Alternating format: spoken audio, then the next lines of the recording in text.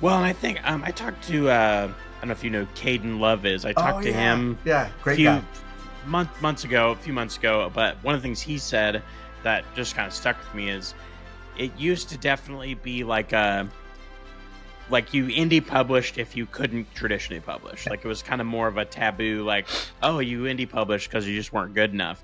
And that's definitely not really the case anymore, I don't feel like. There's definitely like a big decentralization of the creative fields. I mean, even like Sanderson's a great example of doing those Kickstarters, and obviously he has a big name to start, and that helps. But the fact that he did that and then self-published those, like he basically self-published those books through his own company, the fact that he even did that is gives more validity, I think, to the entirety of self-publishing. Oh, and just imagine the leverage he has the next time he has to Mm-hmm. negotiate a deal with his publisher to say, I can make millions of dollars doing this by myself. What can you offer me?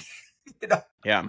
the leverage is going to be hilarious because, Mm-hmm. and that's the other thing is I do think, we touched on it a little bit, the quality of indie publishing, I think, is really key.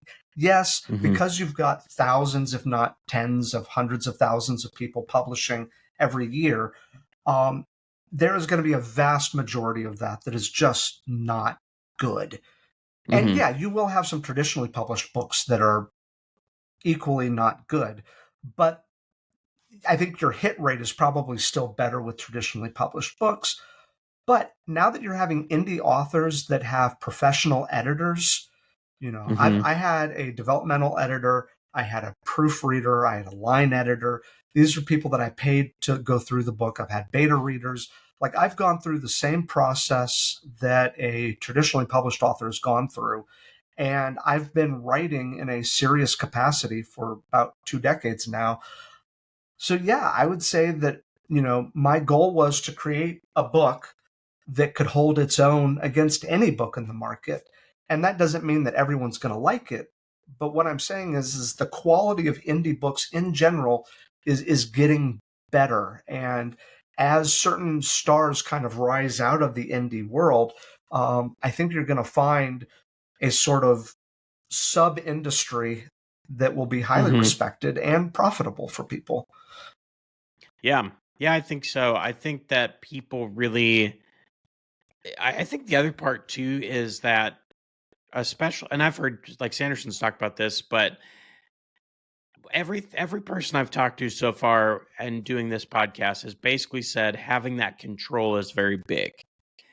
And I think a lot of that comes from, and we don't really have to go down this whole rabbit hole, but like there's a lot of adaptations that have been done that some are better than others, some are really not good.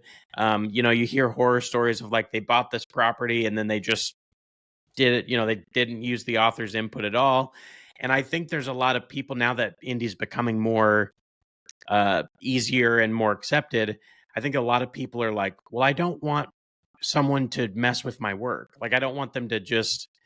It's one thing to have someone giving you input so that it becomes better, but it's another thing for them to like sell it out from under you or So I think that gives people a lot of pause. Yeah, that's a good point because in comics, like I art directed essentially most, if not all, of the covers that I published with.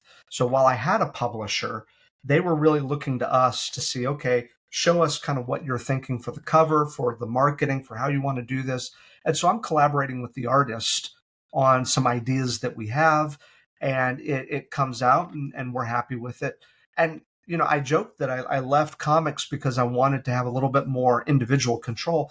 But now I'm still working with artists. I have a wonderful cover artist, Raina Violet, who designed both of the covers. And, part of my job is to give a little bit of art direction, but it's also to get out of the way and say, you Mm-hmm. are an expert at what you do.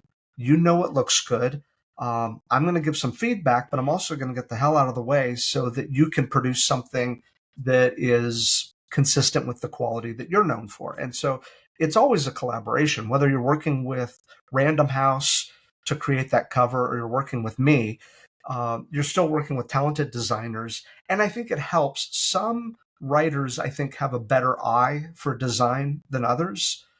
I think mine's okay. It helps that my wife is a graphic designer, so I can always show her and say, "Hey, what do you think?" She goes, Yeah. you know. And there are some artists or writers who have a really good eye for design, and I think that those people are really ahead of the game.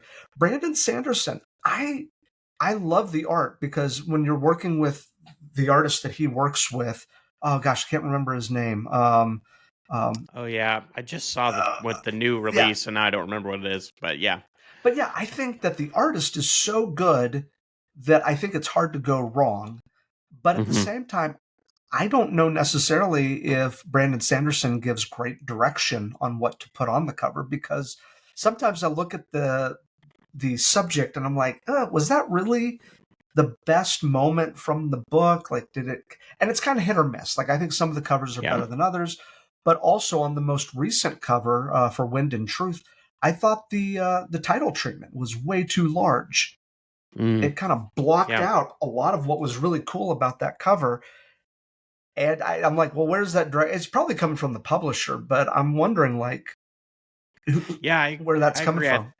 I saw that say. I thought the same thing. Is like I really loved it, but then it was like it's like I couldn't see behind the title to look at what was back. You know, it was like a cool moment, but you couldn't totally see it for sure. Yeah. So, Yeah. it's all about having a good eye. And I think some people really do, and some people don't. I think that, oh gosh, we talked about Caden Love. I think he works with his wife on those covers. I think they hmm have a good eye for cover design. You look at it and you Yeah. go, oh yeah, this book's going to be okay. They're going to do all Yeah. right.